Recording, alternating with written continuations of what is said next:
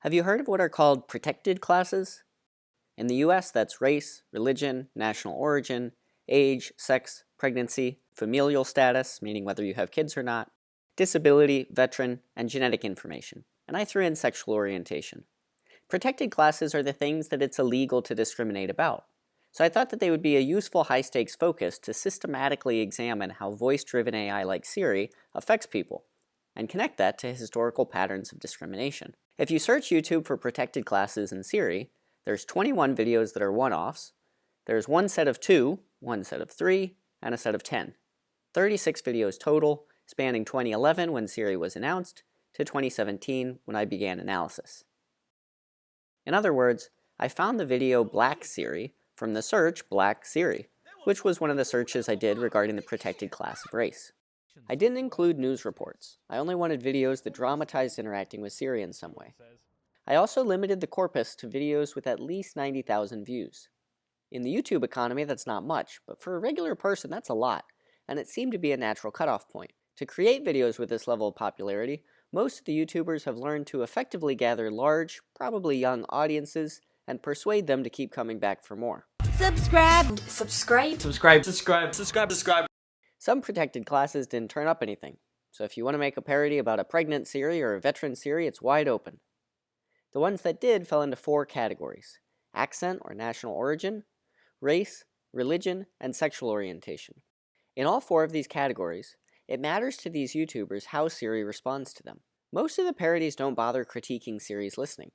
They start by reimagining how Siri should interact with them, and thereby how Siri could support their identity. Check out this clip from If Siri Was Mexican, Part 2. Take me to the nearest McDonald's. But you're Abuela dinner. Okay, but I want McDonald's. Getting directions to Abuela's house. This Siri has the same voice as usual, and the same lack of a body, but we interpret her as Mexican, rather than whatever the regular Siri is, because she's able to construct or perform that identity. In this case, that means using some Spanish and enforcing a value on respecting elders and family obligations. But you're Abuela dinner. The guy is ambivalent about Siri's efforts. More on that later. What's important is that this example does a good job showing just what might be involved for Siri to be any of the identities people imagine. As we dive into this in more detail, what we'll see is that people are imagining AI as having the capacity to participate with them in constructing their identity. Siri isn't just transactional. What Siri knows and recommends says something about who Siri is and who they are. One place that Siri's identity makes a difference, as in this example, is through consumer-based activity. These Siris don't defer to Yelp for recommending businesses. They encourage people to buy, go to, wear, work at, etc., places that develop and reinforce that identity in some way. Thus, to the extent that lesbians buy certain kinds of cars, a lesbian Siri might recommend those cars. I've been thinking about buying a new car. What kind should I get? All of the cool kids are driving cars like Subaru Outbacks and Jeep Wranglers. Oh, okay, cool. To the extent that Mexicans consume certain music, Mexican Siri might recommend that music. Siri, play a fast-paced song. Okay. To the extent that Mexicans wear certain clothes, Mexican Siri might recommend those clothes. Hey Siri, it's sunny outside. Should I wear a hat? Seems like it. Here are some suggestions. And so on. In an illuminating example, Jewish Siri knows that a standard request isn't specific enough for that identity. Where is a good place to eat around here? Her follow-up re-ambiguates the person's request. Will that be milchik or fleishik? Milchik. This does more than circulate kosher laws about not mixing meat and dairy. It helps him follow kosher. If Siri was more like him, the video suggests, it would better allow him to embrace his identity in interaction with her. Siri's reimagined identity also comes out by encouraging others not to be consumers in the wrong way, not to buy, go to, wear, work at, etc. certain places. So Mexican Siri directs people away from places that aren't for Mexicans. I want to go to Starbucks. I don't want to go to Taco Bell. Oh my god, bro. Forget Starbucks. What are you, a 13-year-old white girl? Taco Bell is the move. And Mormon Siri encourages people not to go golfing on Sundays. Siri, what's the weather going to be like at the golf course on Sunday? Cloudy, with a chance of going to hell. This is a good example of how an identity-based Siri isn't the same as simply personalizing Siri. A personalized Siri would say, well, if you usually golf then I'll keep recommending it. But Mormon Siri's knowledge of group standards helps reinforce this guy's commitment to the group. Even within consumeristic cases, these reimagined Siris all disrupt the straightforward service relationship that Apple set up Siri to be. With this dream that you're going to be able to talk to technology and it'll do things for us. In contrast, these reimagined Siris get things done less efficiently, if they do them at all. In return, they step into a role of social agent, participating in users' identity construction.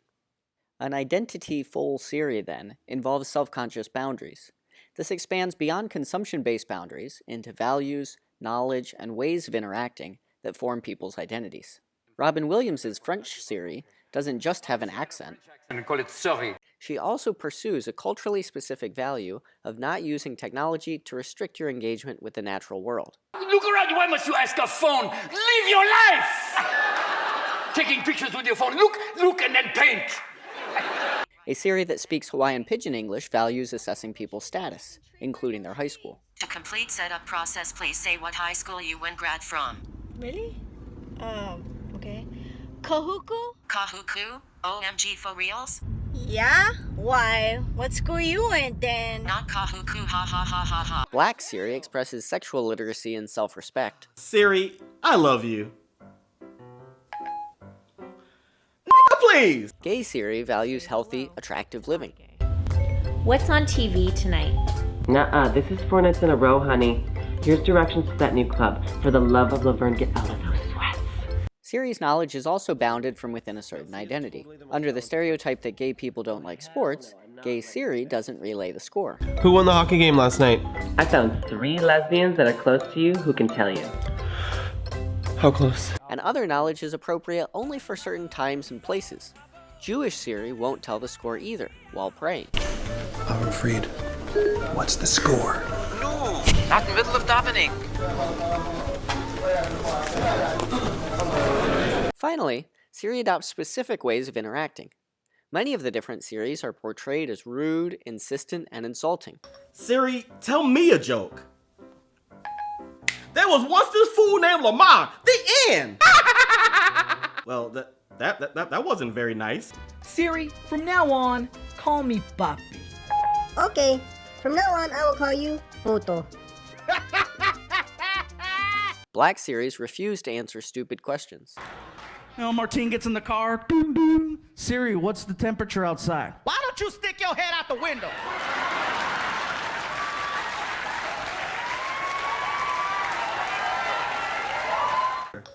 Siri, what's 30 times 904 divided by the square root of 9? Is there something wrong with your calculator? Do I look like I like math? Muslim Siri expresses her faith in Allah specifically. Allah in the name of the most affectionate, the merciful, say you. He is Allah, the one, Allah the independent, carefree. He begot none, nor was he begotten, and nor anyone is equal to him. These Siris express their identities through interacting in specific ways, rather than trying to apply generally. What's important isn't just getting the right answer, but interacting in a culturally specific, appropriate way. Reimagining Siri's identity also means taking on a collective history. None of the parodies address history directly, but, at least as I'm seeing it, one video does reimagine overturning American racial power dynamics. In Black Siri, aka Sariqua, written by what seems to be a black woman and a white guy, Siri is in charge, and she's going to make white users know it. This starts simply by Siri asserting that she will determine when a request is an interruption. Sariqua, what will the weather be like today? Sariqua? I heard you! Hold on! Now what you want? Similarly, white users don't have the power to command her. Well, tell me what the weather will be like today. Don't tell me what to do. And Sariqua's high status even means that she'll reject petty questions. I'm sorry, can you please tell me the weather? How the hell I'm supposed to know? Look out your damn window! The video continues in this vein and culminates at the end in a scene at the hair salon. Sariqua has directed the white woman to undergo a painful beauty regimen, and when she interrupts, this time she is bodily punished. Yes, she is! And I hear them talking all. Sariqua, send a text to my... Hello, I'm talking here! Could you hit her with a hairbrush, please? For a lot of white people, this video is a nightmare. And obviously the Sariqua parody has the most radical politics of the corpus. The Sariqua video humorously shows a kind of interactional reparations, in which black people's history of being turned away, talked down to, and rejected under threat of physical pain is overturned and played back to white people. Retribution isn't the only way that an identity-based Siri could be swept into collective history, but it does show how our fears, hopes, and possibilities for race can play out in the realm of voice-driven AI. Finally, even though almost all of these parodies are named for one identity category, many of them play out associations or possibilities to have a more complex intersectional Siri. Both Mexican Siris, for instance, are also piously Christian. Jesus Christ. Whoa, hey, don't say that, bro. Okay, what, are shit. you fucking crazy? Okay, That's okay. my God you're talking about. Are you crazy? All right. Oh my God, sorry. He died for our sins, bro. Okay, sorry. Siri, who is the most beautiful celebrity? Our Lady of Guadalupe. Religious identity can also intersect with gender. Siri is deferential when criticized. Çok inatçısın. Madem öyle diyorsun. But in a video that jokingly tries to convert her to be Muslim in a room full of Muslim guys, she is still not submissive enough. Bakalım ona ne diyecek, dur. Bana trip atma. Bu şu anki yetilerimi aşıyor olabilir. Abi çok atarlı giderli ya. In these interactions, we see how Christian identity and gender performance are inflected by other identities, and how, with enough time, being Mexican or Muslim involves taking on other identities as well, in one form or another. Identity-based versions of Siri, then, should keep this in mind. Thanks.